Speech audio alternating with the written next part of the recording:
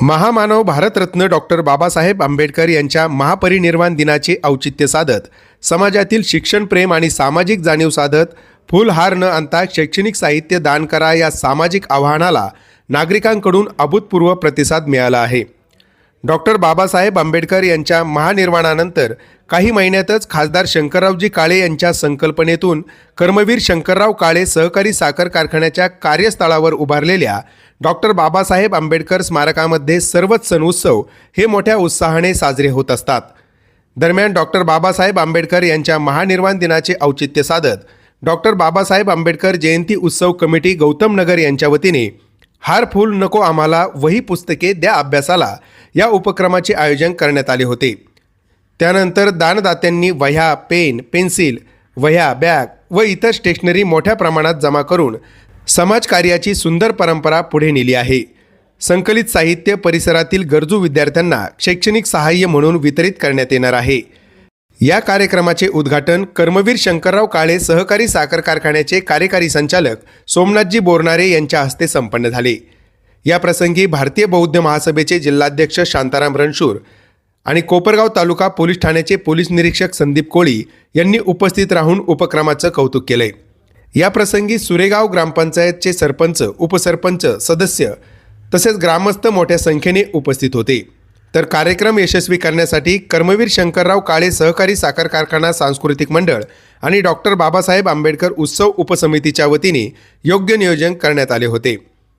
प्रतिनिधी विशाल लोंडेसह मोबिन खान, माय न्यूज, सुरेगाव, कोपरगाव।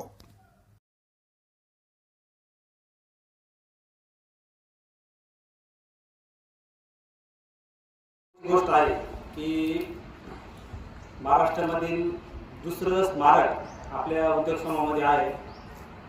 खरं तर बाबासाहेब आंबेडकरांनी जो विचार आपल्याला दिलेला आहे की शिक्षण किती महत्त्वाचं आहे आणि शिक्षण हे वाघिणीचे दूध आहे असं म्हटलं आहे। शिक्षणावर जर त्यांनी सगळा त्यांचं जो जीवन जे आहे ते त्याच्यासाठी समर्पित केलं तर आपण जेव्हा आता अतिशय रणशूर सर असन, सय्यद साहेब असन यांनी जे विचार मांडले तर फक्त जयंती साजरी करत असताना किंवा मग अभिवादन करत असताना फोटोला हार टाकणं ही जरी आपली परंपरागत पद्धत जरी असली परंतु त्यांना खरं अभिवादन कधी होऊ शकतं तर त्यांच्या जीवनातील एक गुण जरी माझ्या जीवनामध्ये आला ते खरं अभिवादन आहे।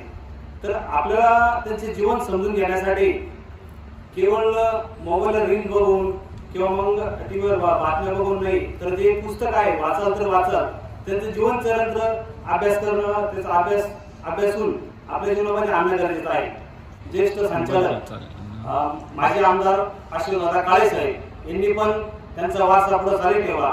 आज आपल्या कारखान्याचे चेअरमन, आपल्या कोपरगाव तालुक्याचे आमदार माननीय अश्विनदादा काळे साहेब यांनी शिक्षणासाठी केव्हाही तत्पर असतात। म्हणून आज या ठिकाणी शिक्षणासाठी आज आपण हा उपक्रम कमिटीने राबवत आहे।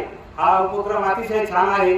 यासाठी काही मदत जर लागली तर कारखान्याच्या वतीनं आम्ही सदैव देण्यास कायम तत्पर आहोत एवढं सांगतो।